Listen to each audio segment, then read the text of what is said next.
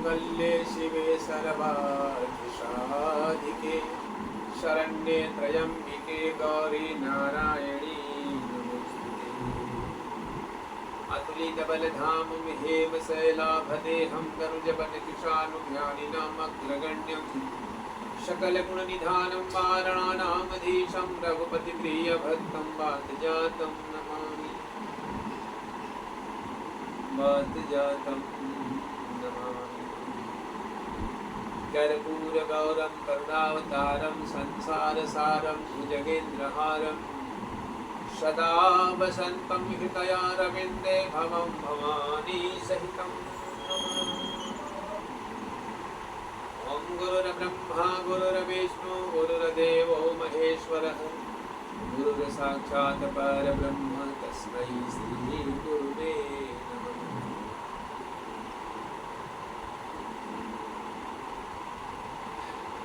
आज मैं आप सबको बता रहे हैं माता सीता की वो दिव्य कथा जो अनेक कष्टों के बाद भी उन्होंने अपने पति श्री राम को कभी दोषी नहीं किया।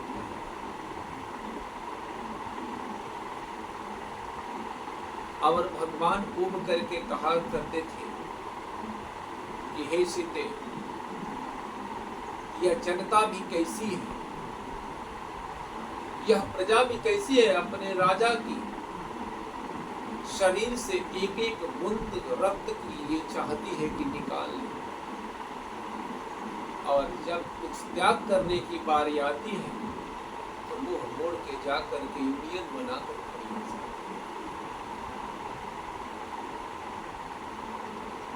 माता सीता का वनवास हो गया। वनवास से पूर्व भगवान रामचंद्र जी ने माता सीता से कहे कि सीते, हमारे आदर्श और मर्यादा पर प्रश्न चिन्ह लगा रही है ये जनता। ये जनता एक दिन नहीं, ये जनता सभी दिनों में भुगतेगी इसका भुगतान। कह रही है कि राजा सामर्थ है, इसीलिए लंका में रहने के बाद भी अपनी पत्नी सीता को ला करके महारानी बनाकर बैठा दिए। यह अपनी प्रजा जनों में ही एक प्रजा की वाणी है। माता सीता अपने पति की मर्यादा के लिए उन्होंने बन जाना स्वीकार किया। गर्भवती महिला होकर के भी माता सीता ने वो कार्य कर दिखाया जो तीनों लोगों में कोई भी स्त्री के लिए वो बड़ी सम्मान की बात होगी। माता सीता उत्तर प्रदेश के चेतेश्वर नाथ मंदिर के इर्द गिर्द वाल्मीकि जी के आश्रम पर जाकर के उनको छोड़ दिया गया, अयोध्या से ले जाकर। और प्रचेता का पुत्र महर्षि वाल्मीकि ने पूरी तरह से जांच परीक्षण के बाद ही सीता को अपने सानिध्य में लिया और अपनी धर्मपुत्री बनाकर उन्हें सेवा शुश्रूषा का भाव भी दिया और अपने आश्रम में आश्रय दिया। माता सीता राजघराने की होकर के, राजरानी होकर के, तीनों लोक की महारानी होकर के, तीनों लोक की महालक्ष्मी होकर के भी अपने हाथों में कुठार ले चारों तरफ से बन बन की लकड़ियां काट काट कर इकट्ठा कर करके भोजन बना बना करके तैयार करती थी और खिलाती थी।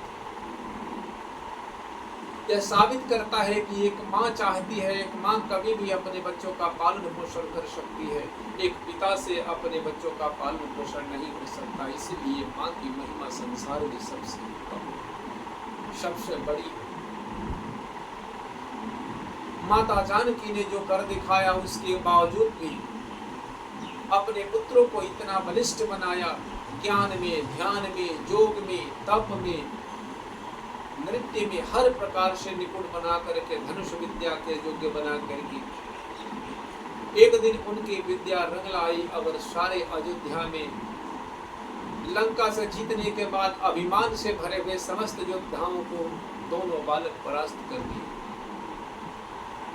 लव कुश की सबसे परास्त होकर के, लव कुश से परास्त होकर के सभी सेना त्राही माम करके के अयोध्या नरेश भगवान श्री राम को आना पड़ा।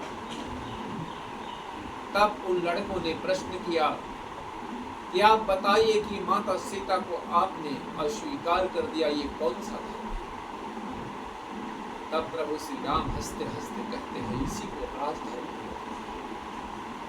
एक नेता को ऐसा होना चाहिए, एक नेतृत्वकर्ता, एक मुख्यमंत्री को, एक प्रधानमंत्री को, एक राष्ट्रपति को ऐसा होना चाहिए, सर्वत्यागी होना चाहिए और सब प्रकार से अपने जीवन में सब प्रकार से जब त्याग करेगा तभी जाकर के संभव है कि उच्च कोटि का आदर्श राजा बनेगा।